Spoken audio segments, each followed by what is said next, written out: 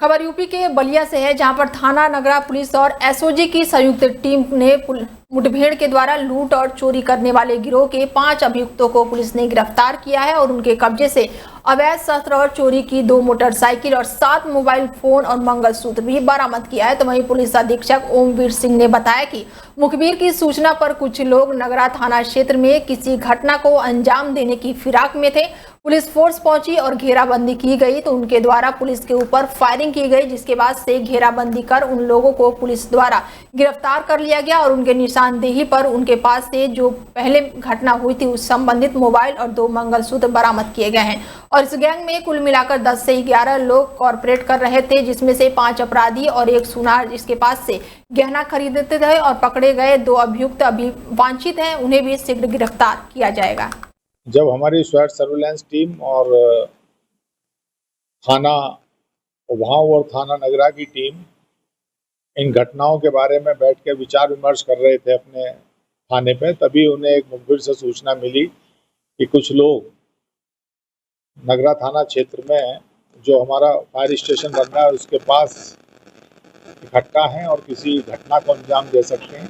इस सूचना पे हमारी पूरी पुलिस फोर्स वहाँ पे पहुंची और जब इनकी घेराबंदी की गई तो इनके द्वारा दुस्साहसिक तरीके से वहाँ पे पुलिस के ऊपर फायरिंग की गई, लेकिन हमारे पास क्योंकि पहले से इंफॉर्मेशन थी, मुखबिर के द्वारा पर्याप्त संख्या में उत्तर प्रदेश के आगरा में एयरपोर्ट को धमकी भरा मेल आया है। एयरपोर्ट को आए मेल के अनुसार बैकपैक में विस्फोटक छुपाए होने की खबर सामने है, जिसके बाद से एयरपोर्ट को तुरंत ही खाली करा दिया गया। एयरपोर्ट के मुख्य सुरक्षा अधिकारी ने थाना शाहगंज में तहरीर दी गई है। भारत के अन्य एयरपोर्टों को भी मेल भेजा गया है, जिसके बाद से एजेंसियां पूरी तरह से अलर्ट पर है। आगरा थाना शाहगंज पुलिस ने मुकदमा दर्ज कर लिया है, मामले की जांच पड़ताल शुरू कर दी गई है। तो वहीं दूसरी ओर ताजमहल की पार्किंग के पास भी गोलियां चली हैं। गोली की आवाज सुनकर पर्यटकों में हड़कंप मच गया। कार सवार 2 लड़कों पर गोली चलाने का आरोप लगा है। गोली चलाने के बाद से दोनों लड़के मौके से फरार हो गए। कार लेकर जबरन ताजमहल के 500 मीटर के दायरे में जाने का प्रयास कर रहे थे और पुलिस ने अंदर जाने से कार को रोका था, जिसके बाद से सुप्रीम कोर्ट की गाइडलाइन के अनुसार 500 मीटर के दायरे में बिना पास कोई भी वाहन को नहीं ले जा सकता है। सूचना पर थाना पुलिस पहुंची और जांच पड़ताल में जुट गई। पुलिस लड़कों की तलाश में जुटी हुई है। मामला ताजमहल के पश्चिमी पार्किंग के पास बने बैरियर के पास का बताया जा रहा है।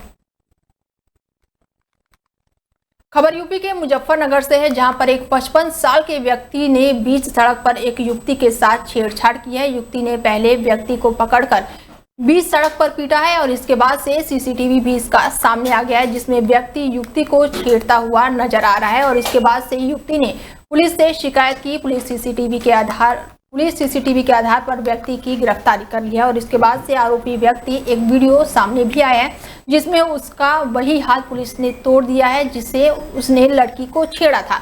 घटना खालापार कोतवाली क्षेत्र के सिटी सेंटर का है। खालापार कोतवाली क्षेत्र के सिटी सेंटर के बाहर रियाज, जो कि 55 साल का है, वो कुछ लड़कियों खड़ी थी जहां पर भीड़ भाड़ थी। इसलिए रिजवान ने भीड़ भाड़ का फायदा उठाकर एक युवती से छेड़छाड़ कर दी।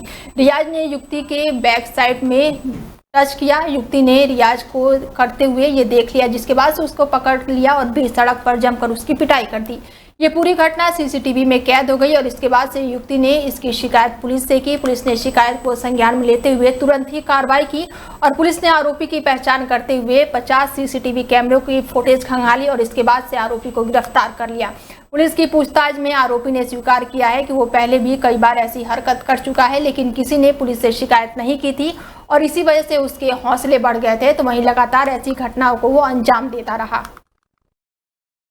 सोशल मीडिया में एक वीडियो प्रसारित हो रही है, जिसमें स्पष्ट तौर पे देखा जा सकता है कि सड़क पे चलने वाली एक महिला के साथ एक व्यक्ति ने उसके साथ दुर्व्यवहार किया तथा उसके साथ बैड टच किया, उसके हिप पे बैड टच किया और उसके बाद वो भाग रहा, महिला उसकी पीछा कर रही है।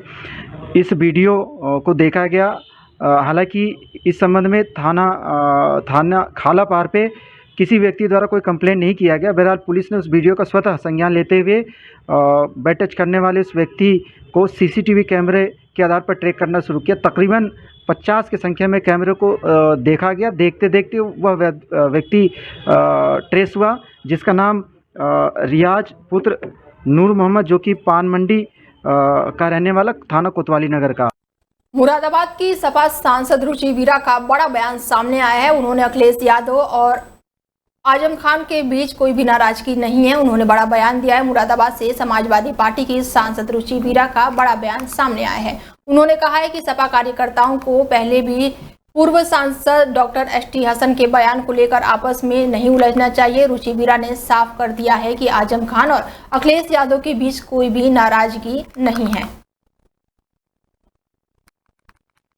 ग्रीन पार्क स्टेडियम में एक क्रिकेट मैच के दौरान बीजेपी एमएलसी और अरुण पाठक और आईपीएस अंजलि विश्वकर्मा के बीच तीखी बहस हो गई और इसका वीडियो भी सोशल मीडिया पर तेजी से वायरल हो रहा है। बताया जा रहा है कि मैच के दौरान सुरक्षा व्यवस्था को लेकर ये झड़प हुई थी और ये वीडियो यूपी के राजनीतिक गलियारों से लेकर पुलिस विभाग तक चर्चा का विषय बन चुका है। हालांकि अभी तक इसमें किसी के अधिकारित बयान सामने नहीं आया है। अपर पुलिस उप आयुक्त अंजलि विश्वकर्मा अपने सहकर्मियों के साथ ग्रीन पार्क स्टेडियम में थी और इस दौरान बीजेपी नेता अरुण पाठक अपने समर्थकों के साथ अंदर जाने लगे। इस पर वहां मौजूदा महिला एसीपी ने कहा कि गनर अंदर ले जाना अलाउड नहीं है। इस पर एमएलसी बोले कि अलाउड हो या ना हो, हमसे बात करिए। इस पर एडीजीसीपी अंजलि ने कहा कि वो आपको इस मामले में एमएलसी ने उनसे झिड़क दिया, जिसके बाद से अरुण पाठक ने कहा कि आप हटिए, पहले मैं इससे बात करता हूं और बीच में मत आइए। इस पर एडीसीपी ने दोबारा कहा कि आपको पता है कौन सा वेपन है। एसीपी ने भी बीजेपी एमएलसी को टोका। उन्होंने कहा कि आप ऐसा मत कहिए, सीनियर अधिकारी हैं। एमएलसी ने कहा कि होंगी सीनियर अधिकारी और इसके बाद से अपने सहयोगियों को रोकते हुए एडीसीपी अंजलि विश्वकर्मा ने कहा कि मैं इनसे डील कर चुकी हूँ। फिलहाल आईपीएस अधिकारी से भिड़ गए हैं बीजेपी एमएलसी और इसको लेकर के राजनीतिक गलियारों में हलचल तेज है, लेकिन ये वीडियो सोशल मीडिया पर इस समय चर्चा का विषय बन चुकी है।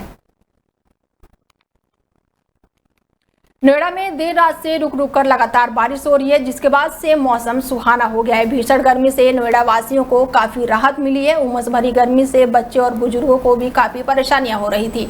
आसमान में काले बादलों के बाद से हवा भी चली और जिसके बाद से लगातार बारिश हुई। बारिश होने से नोएडा वासियों ने राहत की सांस ली है। लोग छत पर जाकर अपने घरों से बाहर निकल रहे हैं। पिछले कई दिनों से नोएडा एनसीआर में भीषण गर्मी पड़ रही थी। नोएडा में हो रही झमाझम बारिश से फिलहाल मौसम अब सुहाना हो गया है। उत्तर प्रदेश के मुजफ्फरनगर जनपद में पिछले 2 दिनों से रुक रुक कर जबरदस्त बरसात हो रही है, जिसके चलते जनपद में जगह जगह पानी भर गया है और आमजनों को मुसीबतें और बढ़ गई है। बात अगर चरथावा ब्लॉक की करें तो यहाँ की स्थिति तो बहुत ही बदतर हो चुकी है, जिसके चलते यहाँ पर आफत की बारिश इस गांव के लिए आफत बन गई है। गांव में पानी की निकासी ठीक से ना होने से हालात काफ़ी भयंकर हो गए हैं। इसके साथ ही सड़क पानी से लबालब हो गई है, जिससे ग्रामीण काफ़ी बेहाल हैं। ग्रामीणों ने बताया कि पानी की निकासी को लेकर जल भराव हो रहा है और जिससे ग्रामीण काफ़ी परेशान हैं। हमने यहाँ पर कुछ तो गांव हमारा नीचे है और दूसरी बात हमारे यहाँ निकासी की व्यवस्था उचित नहीं है। नाले आदि के लिए हमने डीएम से भी शिकायत की है। हमने बहुत जगह प्रयास किया, लेकिन उसमें हमें सफलता नहीं मिली और प्रयास लगातार चल रहा है। डीएम से मिलने जाएंगे और डीएम साहब से रिक्वेस्ट करेंगे कि हमारी समस्या का निस्तारण किया जाए। हाँ, बड़े स्तर पर जलभराव हो गया। कारण रहा ये कि हमारे यहाँ जो है कुछ तो गाँव हमारा निचाई में है। दूसरी बात ही हमारे यहाँ निकासी की व्यवस्था उचित नहीं है, क्योंकि नाले आदि के लिए हम लोगों ने शिकायत की, कभी डीएम से कभी कहीं। हमने बहुत जगह प्रयास किया, लेकिन उसमें हम लोग सफल नहीं हो सके और प्रयास चल रहा। आज भी हम लोग डीएम से मिलने जाएंगे और डीएम साहब से रिक्वेस्ट करें किस तरह हमारी समस्या का निराकरण कराया जाए। ग्रामीणों का आरोप है कि घरों में से निकलना बहुत मुश्किल हो गया है। ग्रामीणों बारिश होने के कारण हमारे गाँव में जल भरा हो रहा है, घरों में पानी भर रहा है। हमने इसकी शिकायत कई बार अधिकारियों से की है। तालाब की खुदाई न होने के कारण जल भरा हो रहा है और हम इसकी कई बार अधिकारियों को गुहार लगा चुके हैं, लेकिन अधिकारी सुनने के लिए तैयार नहीं है। हम आज गांव का एक प्रतिनिधिमंडल डीएम साहब से इसके बारे में मिलने के लिए आया है। डीएम साहब से गुहार लगाएंगे कि हमारे गांव का जो है जल निकासी का व्यवस्था की जाए।